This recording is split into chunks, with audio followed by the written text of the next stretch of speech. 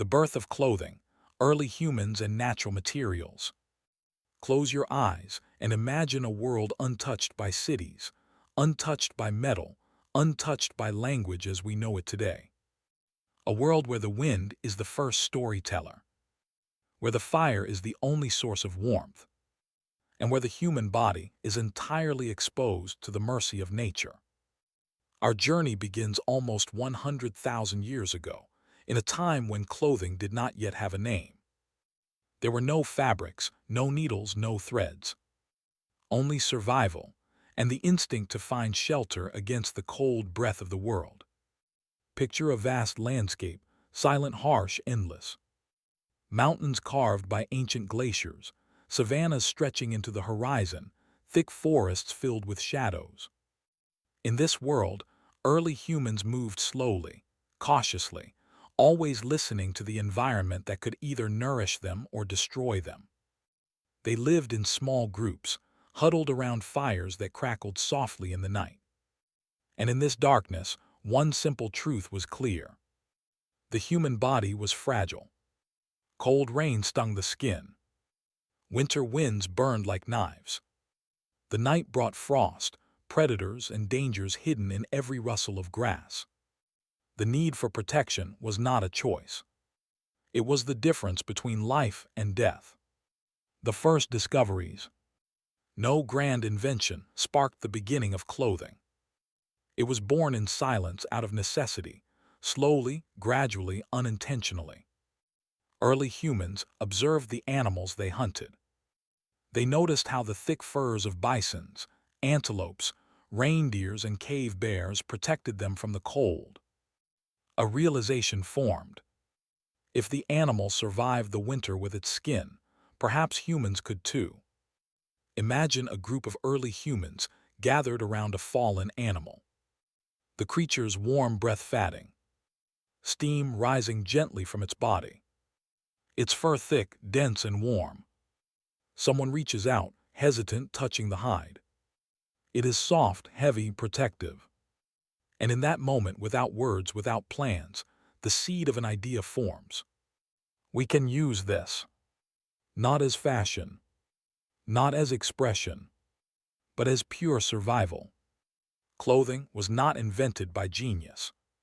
It emerged from observation, from repetition, from trial and error. The earliest forms were simple. Large hides wrapped around the shoulders. Pieces of fur tied with vines. Strips of leather fastened with bones. There were no patterns, no symmetry, no cutting techniques. Only function, fire, community, and the transformation of skin. As humans mastered fire, they discovered something important. Heat made animal skins easier to work with. Drying hides near the fire kept them from rotting. Scraping them with stones softened them. Smoking them preserved them. Imagine a group sitting close to the flames. A hide stretched over wooden stakes. Smoke drifting upwards. Day after day, the material slowly changes. It becomes lighter, more flexible, more wearable.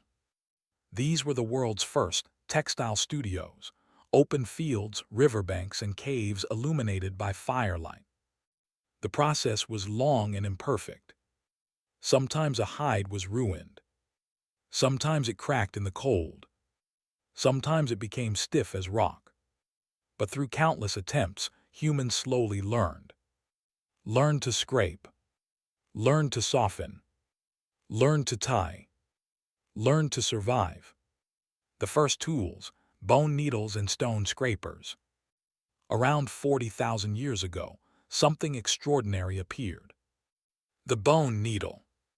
Delicate, polished, with a tiny hole drilled through one end.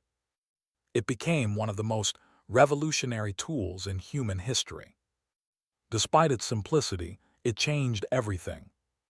For the first time, hides could be shaped, not merely wrapped. They could be sewn together, layered, strengthened. Clothing became more efficient, tighter, better at trapping heat. People could survive harsher winters, venture into colder regions. Human migration expanded. and clothing became a silent companion in humanity's journey across continents. Stone scrapers shaped hides. Awls punched holes. Sinew threads bound pieces together. The earliest fashion designers were hunters, mothers, elders, anyone with patience and a pair of steady hands working by firelight. The spiritual meaning of clothing. To early humans, clothing wasn't decorative, but it wasn't meaningless either. Over time, it developed symbolic power. A hunter wrapped in bear fur wasn't just warm. He carried the strength, spirit, and identity of the bear. Animal skins became spiritual extensions, totems of bravery, survival, and connection to nature. Feathers, bones, shells, and beads began to appear. Not for beauty alone, but for belief. Clothing became ritual. Clothing became identity. Clothing became a message to tribe, to nature, to the unknown. Natural materials, humanity's first palette. Before cotton, before silk, before wool. There were black circle animal hides, warmth and durability. Black circle fur, insulation. Sinews, natural thread. Black circle plant fibers, early ropes and ties. Black circle tree bark, woven or softened as primitive fabric. Reeds and grasses, braided into skirts, belts, mats. Imagine the slow rhythm of life. A woman kneeling by a riverbank, separating fibers from a plant. Twisting them gently. Creating the first rough threads. A man scraping a deer hide under the shade of a tree. Pausing, listening to the forest around him. Working patiently, hour after hour. Every movement was deliberate. Every material came from the earth. Nothing was wasted. Weather shapes clothing. Different environments shape different clothing styles. In icy regions, full fur suits covered the entire body. Black circle in warm savannas, light wraps were enough. In forests, layered hides offered both warmth and protection. In coastal regions, woven grass skirts were common. Clothing became a reflection of adaptation. A record of where humans lived. A memory of climate and geography. The birth of community identity. As groups developed unique ways of preparing hides or braiding fibers, distinct clothing styles emerged. One tribe tied furs with knots. Another fastened them with bone pins. Another decorated them with teeth or shells. Another used dyes made from plants and minerals. Clothing became a silent language. A way to say, "This is who we are." Without writing. Without maps. Without symbols. Clothing carried identity across generations. The first dyes and colors. Humans learned early that nature offered colors. Crushed berries. Clay rich in iron. Burnt wood ash. Flower petals soaked in water. Red, brown, yellow, black, charcoal gray. The palette was limited, but it was meaningful. Painted hides signaled status, role, or ritual significance. A colored line on a cloak might indicate leadership. A painted symbol might represent a spirit animal. A decorated wrap might be worn only during ceremonies. Clothing became not just survival, not just identity, but storytelling, movement, sound, and the life of clothing. When early humans moved, their clothing moved with them, rustling softly, whispering stories of the materials they came from. A hunter walking through the forest, his fur brushing against leaves. A child running, grass skirt swaying with each step. A mother gathering wood, bone ornaments tapping gently against her clothing. Sound became part of the presence of clothing. A soundtrack of early life. The first cold ages and human ingenuity. During ice ages, temperatures dropped dramatically. Survival demanded innovation. People created multi-layered hide robes, black circle fur-lined boots, hooded cloaks, tightly sewn leggings, Black circle hand covers. Black circle early footwear from softened hide. These weren't fashion statements. They were the reason humanity survived freezing climates. Clothing was a silent shield against extinction. The social role of clothing. In time, clothing began to separate roles. Hunters wore certain hides. Gatherers wore lighter pieces. Elders carried decorated cloaks. Ritual leaders wore symbolic items, feathers, masks, animal parts. Clothing became structure, order, meaning. Even in small communities, it shaped identity. Transmission of knowledge. Every stitch, every tie, every technique was passed down. A grandmother showing a child how to soften a hide. A father teaching his son how to thread sinew. A tribe gathering to prepare skins after a successful hunt. Clothing connected generations. It was knowledge crafted by hands, preserved through tradition. And so clothing was born. From necessity. From observation. From earth, fire, and patience. Clothing emerged not as an invention, but as a quiet collaboration between humans and nature. It carried warmth. It carried identity. It carried culture. And it carried humanity across continents and ages. This is where our story begins, with the first threads of survival woven into the fabric of time, the discovery of agriculture and the birth of weaving. Imagine the world after the passing of countless generations. Humanity has survived the ice, the storms, the hunger. Tribes have wandered across continents, following herds, searching for warmth, shelter, and safety. And then, something changes. Not suddenly, not dramatically, but slowly, quietly, over thousands of years. This chapter in our story is not about a single invention.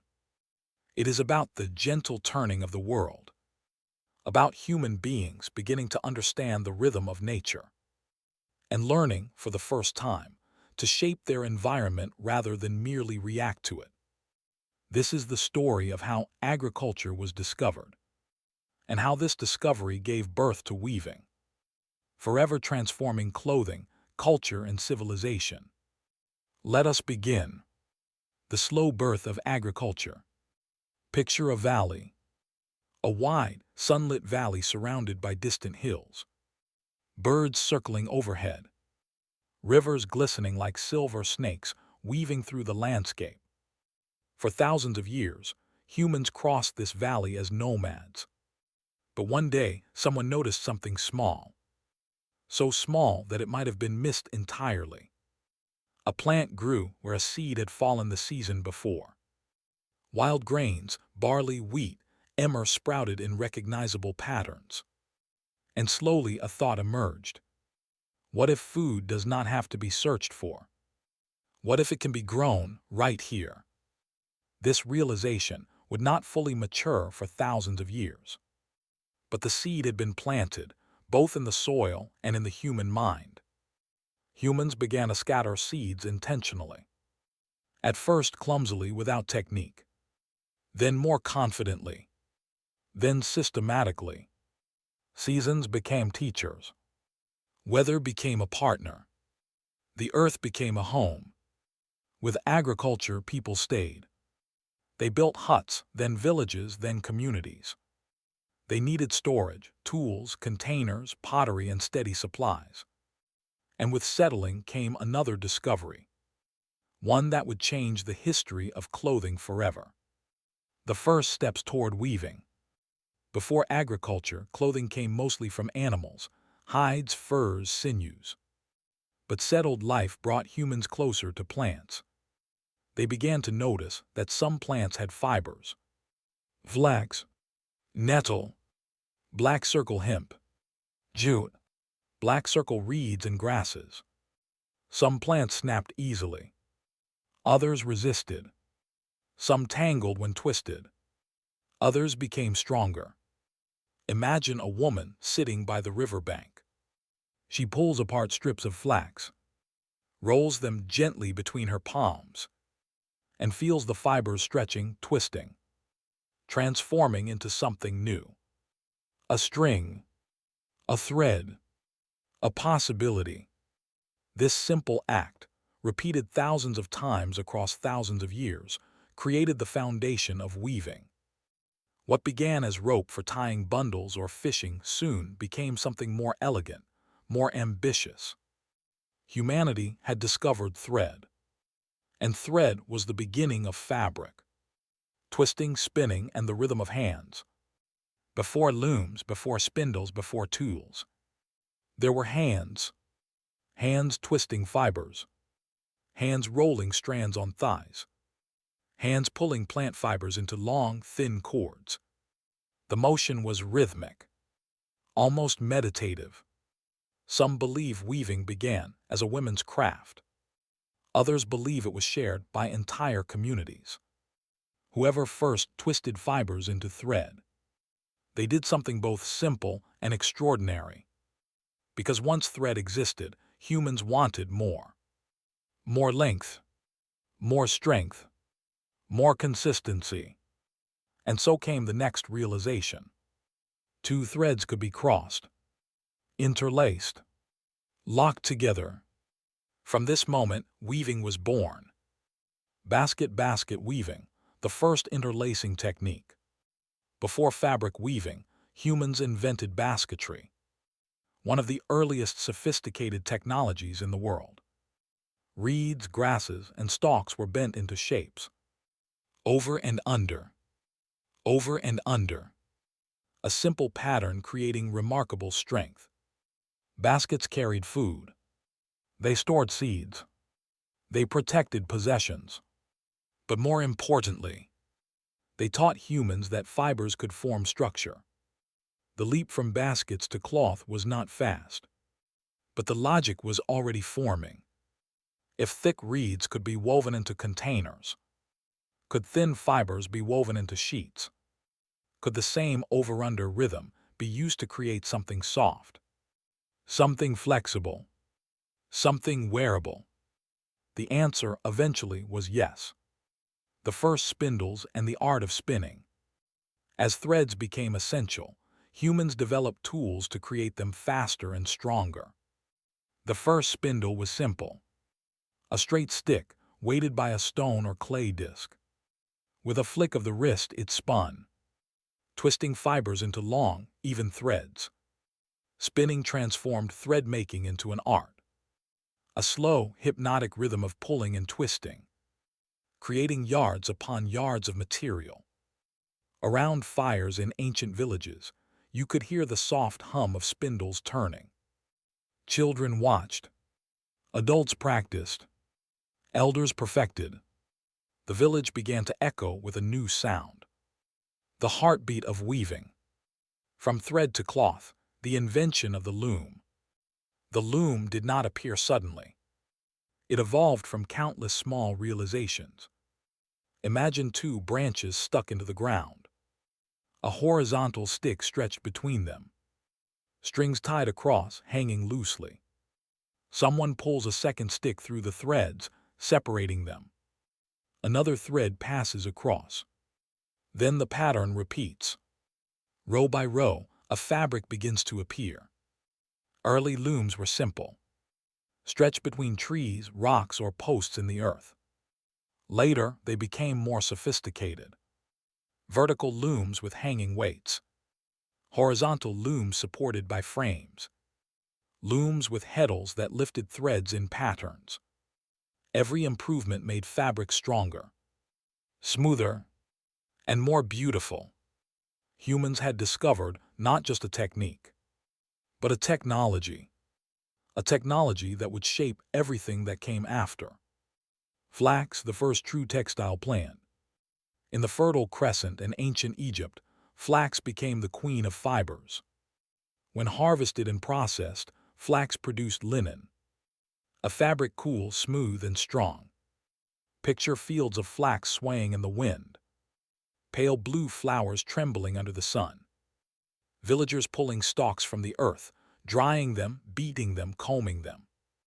until long, silky fibers emerged. Those fibers were spun, twisted, and woven into linen, the earliest true fabric in human history.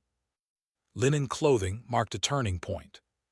Humans wore something softer than hide, lighter than fur, and crafted entirely by their own hands. Clothing was no longer just survival. It was an expression of craftsmanship, the domestication of sheep and the birth of wool. Around the same time, humans domesticated sheep. At first, sheep were valued for meat and milk. But gradually, people realized that the animal's wool could be sheared, cleaned, and spun. Wool was warm, thick, comfortable, a perfect complement to linen. Suddenly, humanity had two textile paths. Black circle plant fibers, right arrow linen, ropes, nets. Black circle animal fibers, right arrow wool, felt, yarn. Civilizations would later rise using both. Textiles become culture. As weaving spread, every community developed its own patterns. Diagonal stripes, black circle herringbone structures, black circle checkered bands, diamond shapes, black circle twisted cords, black circle natural dyes. Clothing now carried identity. A village could recognize its own people by their woven patterns. Stories could be told through cloth. Myth, seasons, families, traditions. Woven fabric became black circle a gift, a symbol of wealth, a marker of belonging, a tool of ritual. Black circle a piece of heritage. For the first time, clothing was not just survival, but culture. The village as a textile hub. Agriculture anchored people to one place. Weaving united them. Imagine a Neolithic village. Smoke rising from clay ovens. Children playing near fields of grain. Women spinning fibers in the shade. Men crafting looms or tending sheep. Bundles of dyed yarn drying in the sun. The village became a workshop. Every season, every harvest, every tool fed into the textile cycle. Agriculture gave humans time. Time to innovate, experiment, and create. And weaving flourished. Trade and the expansion of textiles. Soon, woven fabrics became valuable trade goods. Villages exchanged cloth for obsidian, salt, pottery, tools, ornaments, livestock. Cloth was lighter than pottery, more durable than food, more universal than tools. It became one of the earliest commodities in human trade. Where weaving spread, culture followed. Where trade routes formed, ideas traveled. Textiles moved across mountains, valleys, deserts. Carried in baskets on backs in caravans. Weaving had begun to bind the world together. Symbolism and the spirit of cloth. In early communities, fabric held sacred meaning. Some woven pieces were used only in ceremonies. Some wraps signified adulthood. Others marked rituals, marriages, births. Cloth became a canvas for belief. A dyed stripe could represent a season. A pattern could symbolize a deity. A knot could carry meaning passed through generations. The loom was no longer just a tool. It was a storyteller. The quiet revolution. The discovery of agriculture changed food. The birth of weaving changed humanity. Together, they transformed everything.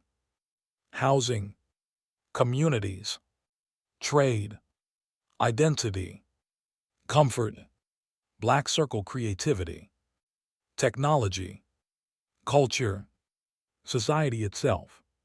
Clothing had evolved from skin to woven fabric to a human-made art form. The quiet revolution of weaving reshaped human life more deeply than most inventions ever would. This was not just progress. It was transformation. From fields of grain and bundles of flax, from sheep grazing in early pastures, from hands twisting fibers into thread, civilization began to weave itself into the fabric of time. Ancient Egypt clothing, status, and the birth of weaving.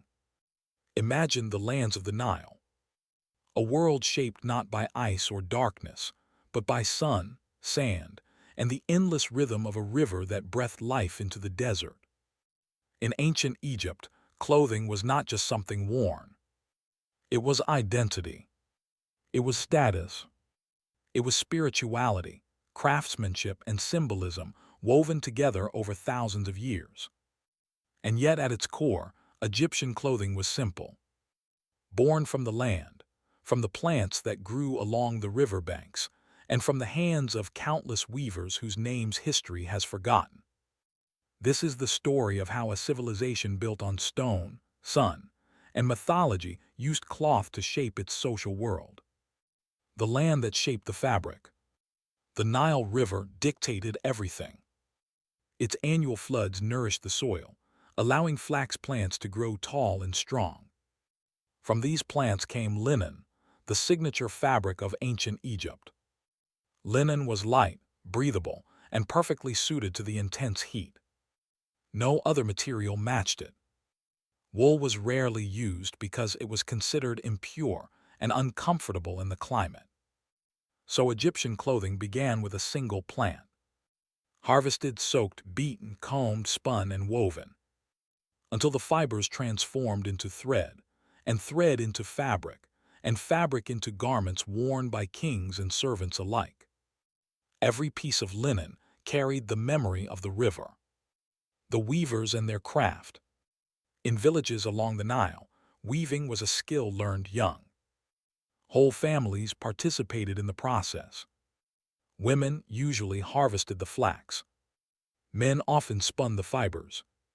And weaving itself, done on large, upright looms, required strength, patience, and repetition. Imagine the scene. Sunlight filtering through a mud brick house.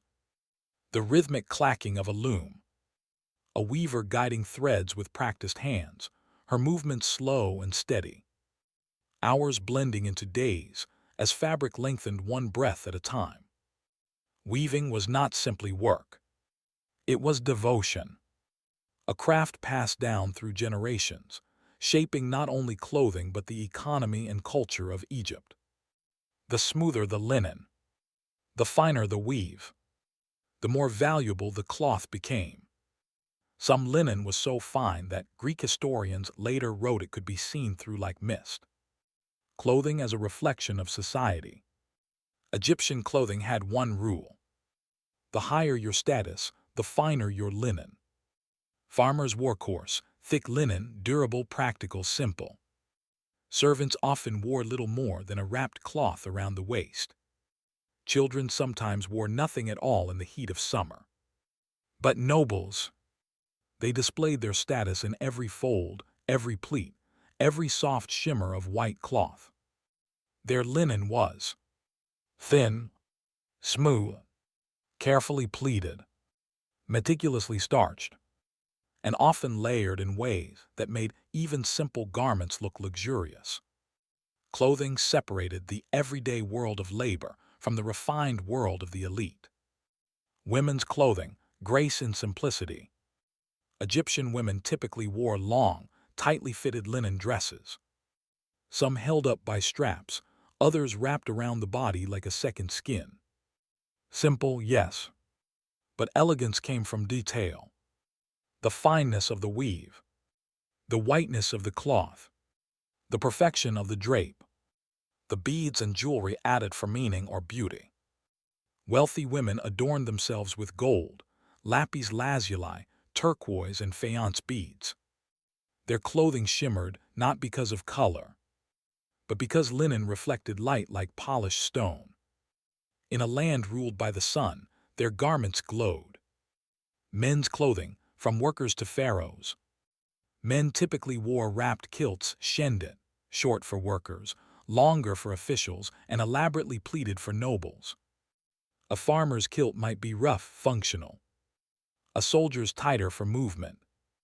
A nobleman's soft and heavily pleated, expressing refinement and access to skilled weavers. Pharaohs went beyond clothing. They wore symbolism: false beards, crowns, scepters, collars of gold, leopard skin cloaks for ritual power. Their garments were not meant to protect them from heat. They were meant to declare divine authority. In Egypt, clothing could communicate without words. The color white: purity, order, and mad. White was the color of balance and purity. The Egyptians believed that order, mad, held the universe together. White linen became a physical expression of this cosmic balance. The cleaner, brighter, and more perfectly maintained the linen, the more virtuous and elevated the wearer appeared. Priests wore only the whitest linen. No wool, no color, no impurity. Their clothing was a visual tribute to the gods. Dye, decoration, and the meaning of adornment.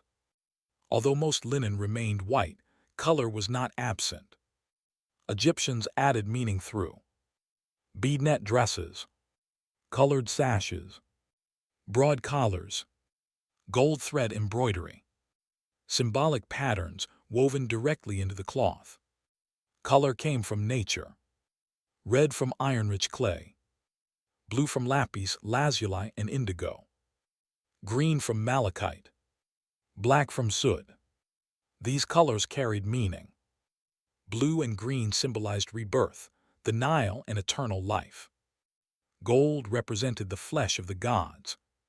Red symbolized vitality, power, and sometimes danger. Decoration transformed simple linen into spiritual armor. Clothing in daily life. Imagine the daily rhythm of Egyptian clothing. A worker bending under the sun, adjusting the simple cloth around his waist. A woman grinding grain, her dress tied tightly so she can move with ease. A child running barefoot along the riverbank, wearing a protective amulet instead of clothing. A noblewoman stepping into her courtyard, her linen dress bright as fresh papyrus. A priest entering a temple purified, clothed only in flawless white linen. Clothing fit effortlessly into every part of life. It didn't restrict movement. It didn't overwhelm the body. It followed the natural rhythm of heat, labor, ritual, and belief. Clothing in death, the journey beyond. Just as important as clothing in life was clothing in death. Mummies were wrapped in layer upon layer of linen. Some burials used hundreds of meters of cloth. Weaving became a sacred act, preparing the body for eternity. Each layer was placed with intention. Each wrap was a prayer. Each thread a connection between the mortal world and the eternal one. Clothing, once used to protect the living, now carried the dead into the afterlife. Clothing as a mirror of civilization. In the end, Egyptian clothing was the perfect reflection of the society itself. Simple yet sophisticated. Functional yet symbolic. Rooted in the earth yet reaching toward the divine. A single fabric linen became a marker of status, a spiritual symbol, an artistic canvas, and a thread connecting generations over thousands of years. The story of Egyptian clothing is not the story of fashion. It is the story of a civilization that used cloth to express order, belief, identity, and eternity. Antique Greece, simplicity, grace, and the meaning of clothing. When we step into the world of ancient Greece, we enter a civilization where beauty was not measured by extravagance, but by balance, proportion, and harmony. Unlike the ornate fashion of ancient Egypt or the heavily stratified clothing laws of later medieval societies, the Greeks developed a style that celebrated simplicity as a form of intellectual and artistic refinement. Yet simplicity did not mean uniformity. Their clothing carried meaning, identity, and subtle social distinctions. To understand Greek fashion, you must first imagine the landscape. The bright Aegean sun, the sharp winds rolling down from the mountains, the warm summers and gentle winters. Nature itself shaped the Greek wardrobe long before artisans touched fabric. Greek clothing was above all practical, breathable, and designed to flow with the body rather than confine it. But behind this simplicity existed an entire system of cultural values, social expectations, and even political symbolism. The story of Greek clothing begins with two primary garments, the chiton and the hamadeion. Each was little more than a large rectangle of fabric, yet these simple shapes carried centuries of meaning and cultural identity. The chiton, made of linen or wool, was draped and pinned across the shoulders, falling in soft folds around the body. Men wore shorter versions, especially when training or working, while women wore longer, more flowing versions that reached the ankles. There was no cutting, no sewing, just the art of draping, a technique that remained central to all Greek fashion. Over this, the hamadeion served as a cloak, a wrap, a symbol of modesty, and at times even a badge of philosophical identity. A statesman or philosopher wrapped in a hamadeion was instantly recognizable, the garment transforming the body into a moving sculpture. Unlike Egypt, where color and jewelry loudly displayed status, Greek fashion expressed status through fabric quality, draping skill, and the way a garment was carried. Finer linen indicated wealth. Bright white wool signaled cleanliness and resources. Richly dyed garments did exist, but they were rare and costly, reserved for festivals or the elite. Still, ancient Greece did have its own form of clothing-based hierarchy. Women of noble families wore softer fabrics imported from Asia Minor. Their chitons might be pleated with precise folds that required skilled hands or servants.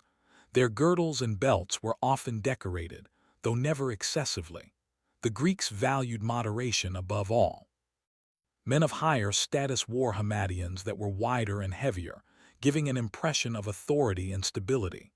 Politicians, philosophers, and poets often used their garments as silent declarations of identity. Clothing became a medium through which intellect, virtue, and discipline were expressed. Slaves and laborers wore simpler, often shorter garments, usually undyed and made of rough wool. Their clothing was not meant to symbolize identity, but to endure the demands of daily labor. Women's clothing also reflected their social role. Married women wore longer veils, while unmarried women often left their hair uncovered. In public, modesty was essential. Even though the clothing was simple, the way it was worn conveyed respectability. The Greeks did not use clothing to separate classes with rigid legal boundaries. There were no strict color laws like in medieval Europe. Instead, class differences were visible in subtle ways: finer dyes, better fabrics, more elaborate folds, or the presence of jewelry during ceremonies. Moderation was the guiding principle. This subtlety mirrored Greek philosophy itself. Beauty, according to Greek thought, emerged from proportion rather than excess. Clothing did not dominate the body, it revealed the body's natural form. Folds framed movement. Fabric responded to gesture. Every step created a living shape. Though simple, the clothing of ancient Greece influenced thousands of years of art, sculpture, and even modern fashion. Draping techniques inspired Renaissance artists, neoclassical designers, and contemporary couture houses that still echo Greek elegance on runways today. Consider also the symbolic power of garments. A philosopher wrapped in a plain, heavy hamadeion communicated wisdom and discipline. A bride in a saffron-colored chiton announced her transition into marriage. A warrior wore the short chitoniskos for agility. Priests wore white for purification rituals. Colors, though limited, carried meaning. White symbolized purity. Red could signify celebration. Purple, difficult to create and expensive, appeared rarely and often only in ceremonial contexts. Yet even when wearing color, Greeks maintained restraint. Their palette was measured, never overwhelming. Greek clothing in its essence was a reflection of Greek identity, thoughtful, harmonious, and balanced. A society that worshipped form, symmetry, and clarity designed clothing to match those values. And so, the elegance of ancient Greece did not come from complexity, but from the art of making simplicity profound. Fabric became philosophy.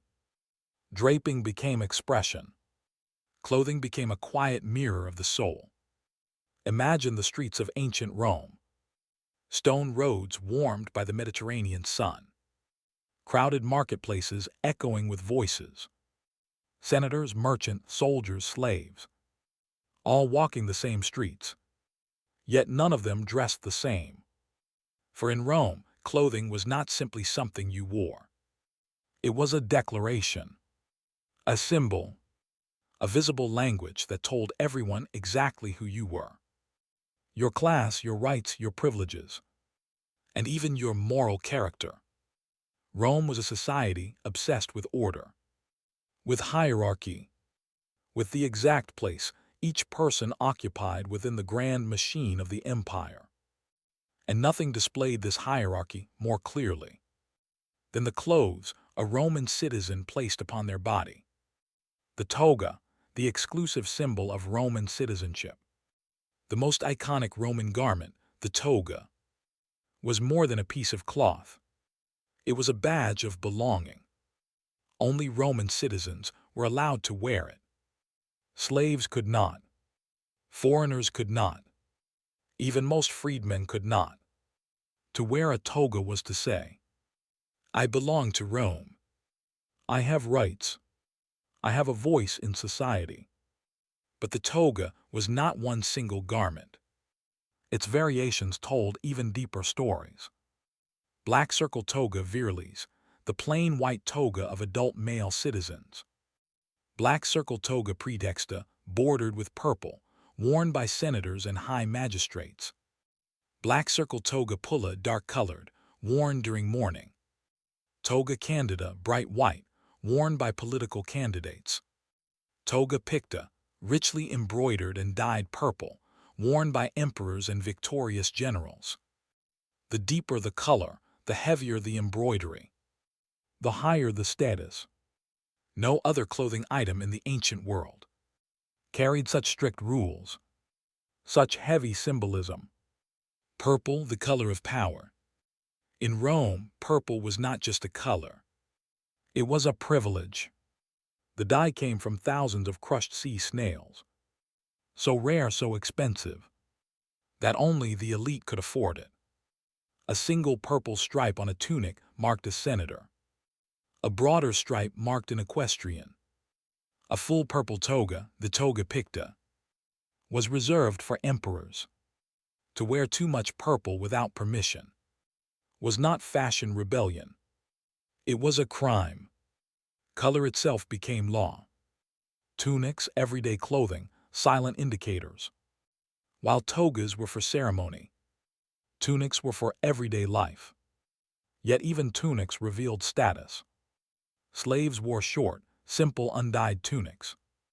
Workers wore durable wool tunics. Black circle citizens wore knee-length tunics with belts. Black circle wealthy men wore longer tunics with colored edging. Black circle senators and equestrians wore tunics marked by the purple clavis stripes. A Roman could walk into any room and instantly know everyone's status, simply by glancing at their clothing. Women's clothing, virtue, wealth, and identity. Roman women expressed status through garments such as stola, the long dress of a respectable married woman. Black circle palla, a draped shawl worn outdoors. Black circle rich jewelry, gold, pearls, gemstones from across the empire. The stola was a symbol of honor. Only respectable citizen women could wear it. Prostitutes and slaves were forbidden from doing so.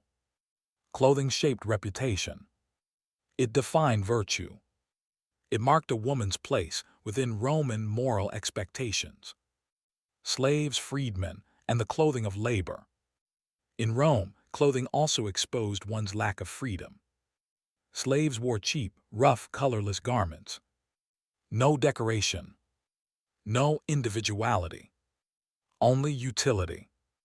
A slave's tunic told the world, "You have no rights. You are property."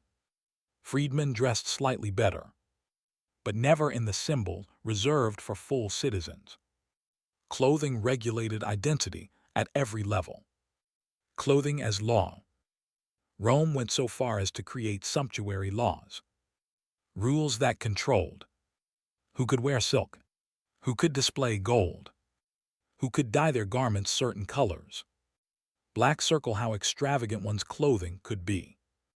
These laws existed to protect hierarchy, to prevent lower classes from dressing above their station.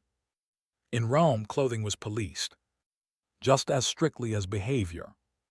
Military clothing, discipline and authority. A Roman soldier's garments also spoke loudly. The larica hamata chainmail. The larica segmentata, segmented armor. The red cloak sagum. The crested helmet showing rank. The leather sandals caligae. A soldier's uniform signaled order, control, and the might of Rome. Even within the army, clothing separated ranks, from simple legionaries to centurions to imperial guards. Fashion, virtue, and moral judgment. Roman philosophers often argued that luxury clothing corrupted the soul. Cato the Elder criticized silks. Seneca wrote against excessive jewelry. Cicero mocked men who wore too elegant tunics. To dress improperly was a sign of moral weakness. Thus, clothing became a battlefield between traditional Roman discipline and the temptations of wealth. Clothing as social survival. In the crowded streets of Rome, from the Forum to the Subura, everyone watched everyone else. How you dressed influenced how you were treated, whether you were respected, whether you were trusted, what doors opened for you, what opportunities came your way. Clothing was social currency, a silent but powerful system that structured Roman life more rigidly than any written rule. And so in Rome, to dress was to declare oneself. To wear the wrong garment was to break a law. To choose a color was to choose a social identity. In Rome, clothing did not follow fashion. It followed power, and the people of the empire lived within this visible hierarchy every single day. Their garments whispering their rank, their rights, their place in the vast order of Rome. Medieval fashion, layers, status, and the evolution of clothing. In the long stretch of human history, the Middle Ages stand like a bridge between the ancient and the modern world, a time shaped by kingdoms, villages, faith, famine, trade, warfare, and strict social hierarchies. And at the heart of this era, quietly woven into everyday life, was the clothing people wore, clothing that revealed far more than warmth or personal taste. In the medieval world, clothing was a language, a visible code of identity, class, morality, wealth, and duty. To understand medieval fashion, one must imagine a landscape without factories, without mass-produced fabrics, without rapid-changing trends. Instead, imagine small communities where every garment was the result of slow labor. Spinning, washing, knitting, weaving, dyeing, sewing, processes that could take weeks or months.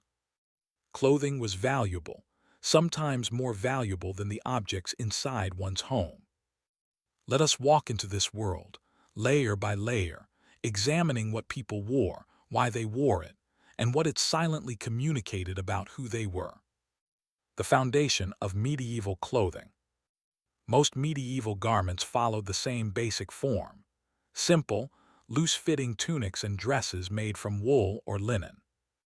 Silhouettes were modest, practical, shaped not by the body but by the limitations of early looms. Wool was the most common material, warm, durable, and plentiful. Linen, woven from flax, was cooler and lighter, usually worn closest to the skin.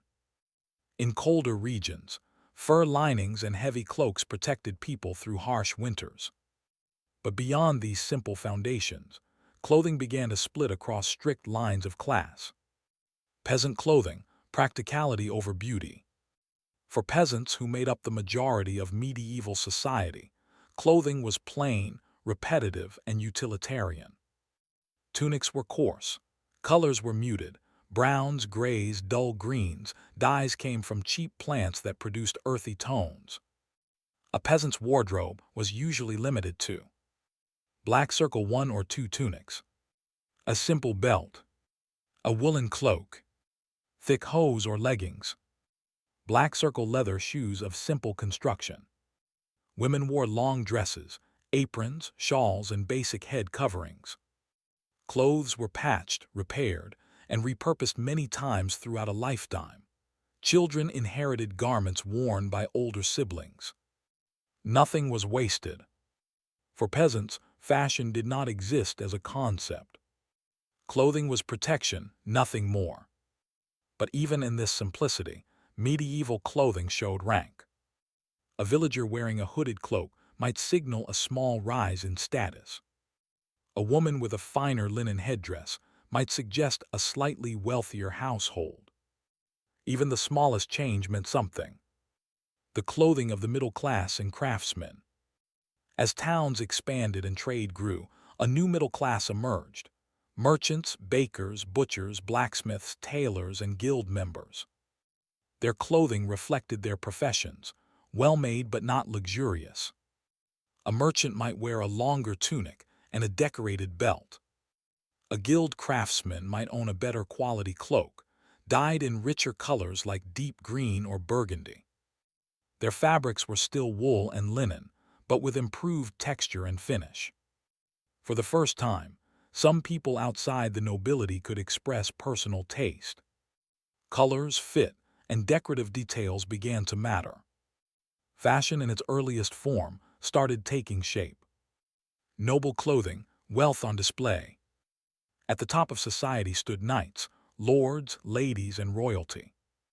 Their clothing was deliberately extravagant, an expression of wealth, honor, lineage, and political power. Noble garments were made from fine wools, imported silks, velvets, black circle embroidered fabrics, fur trims of fox, mink, squirrel, or ermine, black circle richly colored dyes like royal blue, scarlet, gold, and deep purple. Long trailing sleeves, decorated hems, and heavy jewelry signaled rank. A single noble outfit often cost more than a peasant earned in a year. Women's fashion blossomed especially in castles and courts. High-waisted gowns, fitted bodices, long veils, jeweled belts, and elaborate headpieces filled the medieval silhouette with drama and elegance. To be noble was to be seen, and clothing was the first thing the world saw. The language of color. In medieval society, color had meaning. Dyes were expensive, difficult to produce, and deeply symbolic. Blue, associated with purity and the Virgin Mary, often worn by noble women. Black circle red, power, wealth, or authority. Black circle green, youth, love, new beginnings. Black circle black, dignity or legal authority for high officials. Black circle purple, reserved almost entirely for royalty. The brighter and more saturated the color, the higher the wearer's social standing. Villagers rarely had access to such dyes. Their world was a palette of natural tones. Sumptuary laws, clothing controlled by law. By the 13th and 14th centuries, European kingdoms began passing sumptuary laws, rules that dictated who could wear what. These laws protected social hierarchy by preventing commoners from dressing like nobility. Examples included: black circle only nobles could wear ermine fur. Black circle only high-ranking ladies could wear long trains. Black circle certain colors, especially deep purple, were restricted to royalty. Black circle excessive jewelry or gold thread embroidery was forbidden to lower classes. Clothing itself became a legal marker of class. A tailor who allowed a peasant to dress above their status could be punished. The message was simple: know your place, dress your place. The evolution of medieval silhouettes. Medieval fashion changed slowly, but noticeably over the centuries. Early medieval clothing was loose and simple.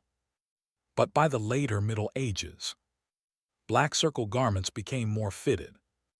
Black circle lacing and buttons appeared. Black circle waistlines shifted. Sleeves grew longer or more dramatic. Black circle headdresses became architectural and elaborate. Women's fashion grew increasingly artistic. The hennin, a tall, cone-shaped headdress, became iconic in the 15th century, symbolizing elegance and aristocracy. Men's fashion grew more tailored. Shorter tunics, fitted hose, padded shoulders, and distinctive hats appeared in courts across Europe. Clothing became a craft and eventually an art. Clothing as social identity.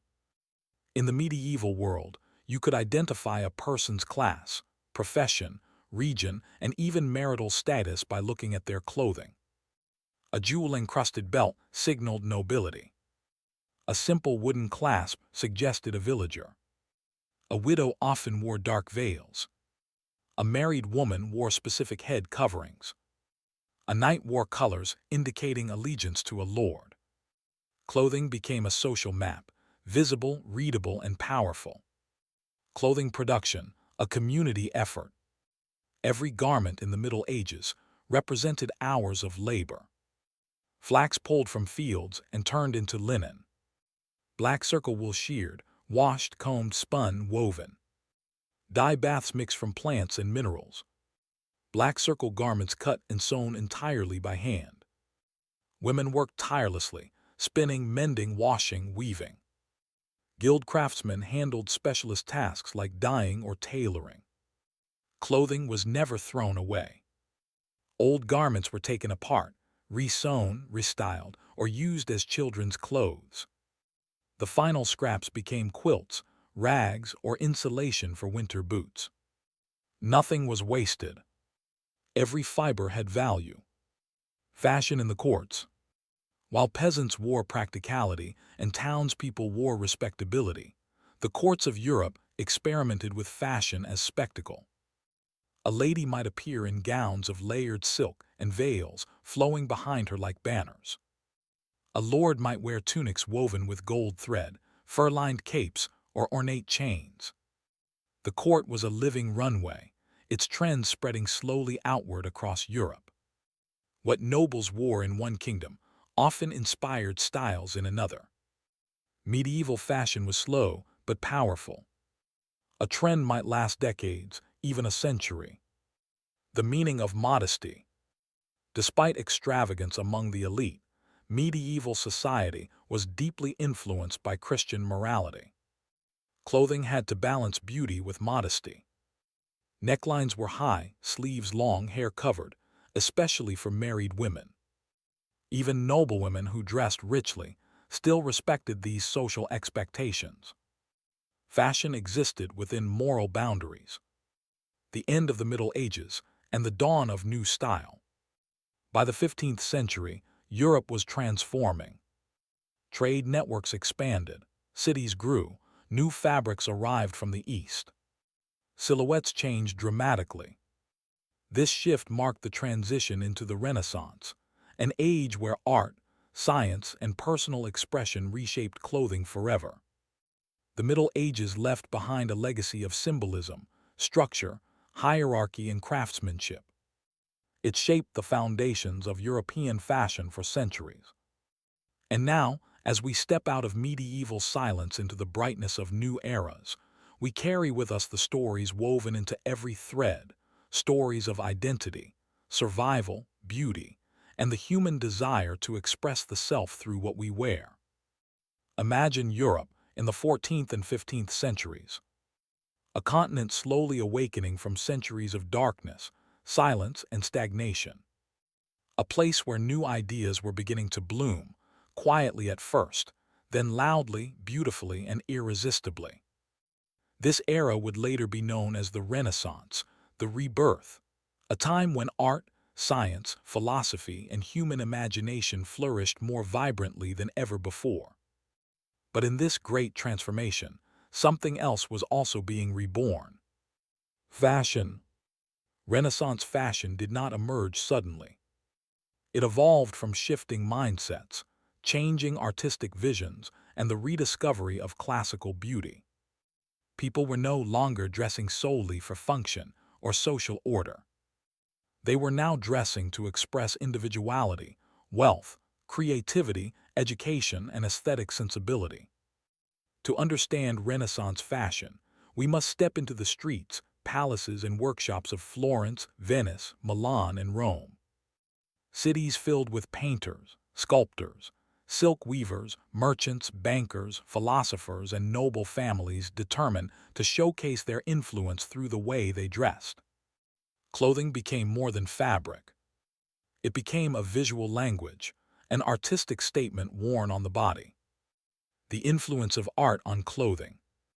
Renaissance artists changed the way people saw the world. Perspective, balance, harmony, proportion. These artistic principles reshaped not only paintings, but also the way garments were designed. Tailors and dressmakers began to treat clothing like sculpture. They looked at the human body the way Leonardo da Vinci observed anatomy, precisely, reverently, curiously. The human form was no longer something to hide. It was something to shape, frame, emphasize, and celebrate. As a result, garments gained structure. Patterns became more refined. Colors grew richer. Details became intricate and symbolic. A dress became a canvas. A doublet became a geometric form. Sleeves became architectural. Fabrics became luxurious works of art. Fabrics of wealth and power. Renaissance fashion was built on expensive materials, silk from the East, velvet from Italy, brocade woven with gold and silver threads, deep-dyed wool and embroidered linens. For the first time, garments were layered and adorned with black circle gold thread embroidery, pearl decorations, jewels sewn into collars, black circle elaborate lacework, intricate trims and borders, black circle heavy patterned fabrics. These weren't mere decorations. They were declarations of wealth, intellect, and cultural refinement. Merchants displayed their prosperity. Nobles exhibited their lineage. Banking families like the Medici used fashion as a political tool.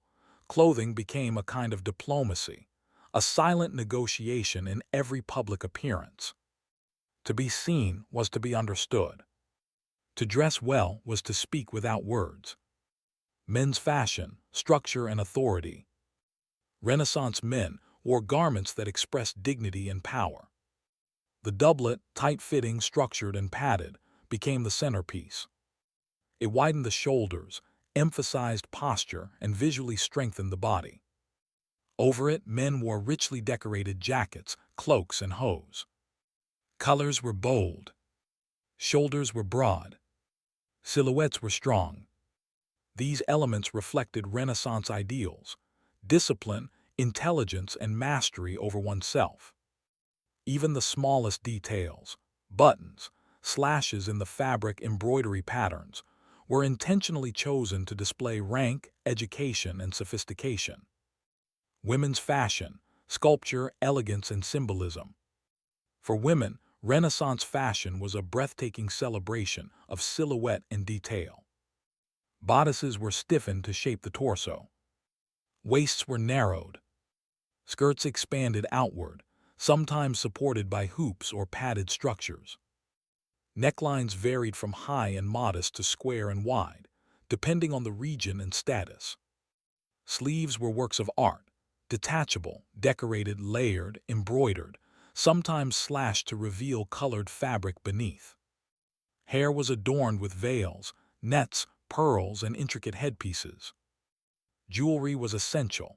Pendants, brooches, rings, and elaborate necklaces symbolized fortune and family prestige.